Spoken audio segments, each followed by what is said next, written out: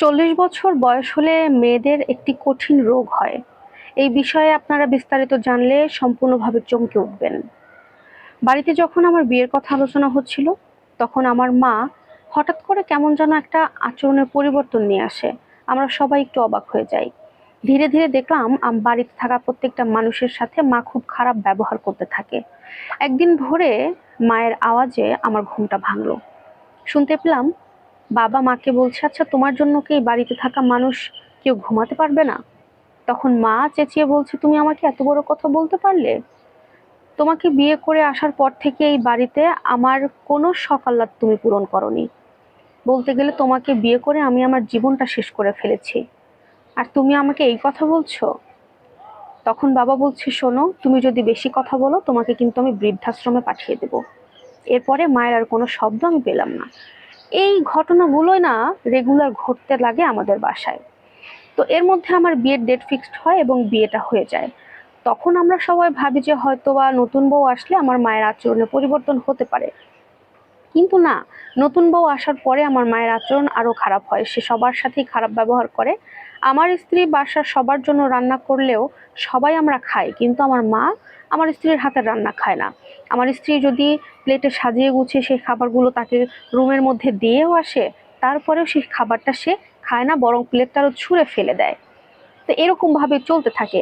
একদিন হঠাৎ করে আমি অফিস থেকে বাসায় ফিরে দেখি আমার মা আমার স্ত্রীকে খুব বাজেভাবে গালিগালাজ পাচ্ছে এবং অনেক উল্টাপাল্টা কথা বলতেছে। তো সেই মুহূর্তে আমি আমার ব্যাগটা রেখে মায়ের ঘরে গিয়ে মাকে শুধু বলেছি, মা, তুমি আমার স্ত্রীর সাথে এমন কেন করো? ওর আসলে অপরাধটা কি একটু খুলে বলবে? ওর খাবার তুমি কেন খাও না? তখন আমার মা আমাকে বলল, এখন তো তুমি আমার কাছে আসবাই, বউয়ের গোলামি করতে আসছো না? আমি তো আর তোমার মা নাই, আমি তো তোমার পর হয়ে গেছি। তো মায়ের এই কথাটা শুনে খুব খারাপ লাগে, যে কারণে মায়ের সাথে আর কোনো কথা না বলে আমি ওখান থেকে উঠে চলে আসি। এভাবে দিনগুলো আসলে পার হচ্ছিল, খুব ঝামেলার মধ্যে, খুব কষ্টের মধ্যে। অনেক খারাপ ব্যবহার করেছে মায়ের সাথে, কিন্তু মা কখনো না শুধরায়নি। দিনের পর দিন তার আচরণটা খারাপই হতে যাচ্ছে। এরকম করতে করতে হঠাৎ সে অসুস্থ হয়ে যায়। তাকে ডাক্তারের কাছে নেওয়ার পরে ডাক্তার বেশ কিছু টেস্ট করাতে বলে। টেস্ট করানোর পরে সে রিপোর্ট দেখে আমাদেরকে বলে যে আমার মায়ের একটা রোগ হয়েছে, যেটার নাম হচ্ছে মনোভোজ। আর এই রোগটা বিশেষ করে 40 থেকে 50 বছরের যে মহিলারা, এদের মধ্যে হয়ে থাকে। তবে সবার মধ্যে না, কিছু কিছু বিশেষ নারী থাকে তাদের মধ্যে এই রোগটা হয়ে থাকে। এটা সাধারণত পিরিয়ড সেকশন বন্ধ হওয়ার পরে একটা ব্রেইনের মধ্যে একটা বিষয় কাজ করে, সেখান থেকে তাদের মেজাজটা খিটখিটে হয়ে যায় এবং তাদের আচরণে বেশ পরিবর্তন চলে আসে। বিষয়টা আসলে আমরা আগে জানিনি, যতদিনে জানি ততদিনে আমরা বেশ দেরি করে ফেলেছি।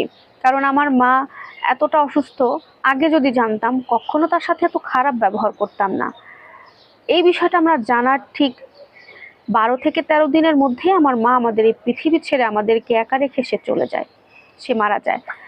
এত আফসোস হয় যে আমার মা যদি এখন বেঁচে থাকতো, তার এত কষ্ট কখনো দিতাম না। তাকে পায়ে ধরে আমি মাফ চেয়ে নিতাম।